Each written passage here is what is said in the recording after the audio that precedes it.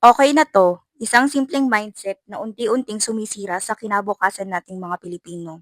Nasugatan ka? Pumunta ka sa ospital kasi bibili ka ng anti-tetanus. Pero teka, hindi ba dapat libre yan para hindi na tayo umabot sa puntong kailangan pa nating gamutin ang kaya naman na sanang iwasan?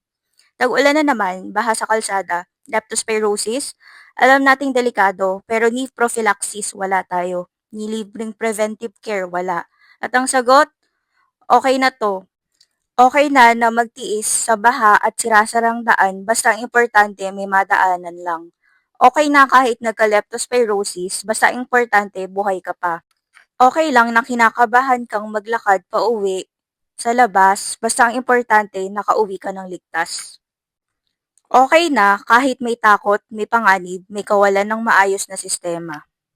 Dahil sanay tayo, dahil resilient daw tayo, pero Pilipinas, hanggang kailan tayo okay na lang? Hanggang kailan tayo magtitiis sa mababa pa sa bare minimum na serbisyo?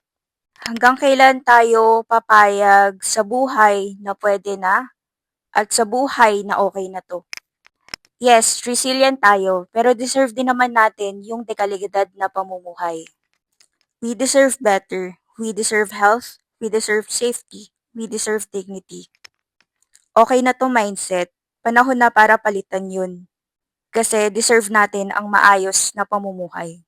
Kaya mga kapwa ko mga Pilipino, ang buhay ay hindi lang basta makatawid or makaraos lang. Ang buhay ay dapat maging makabuluhan. Kaya Pilipinas, we deserve better.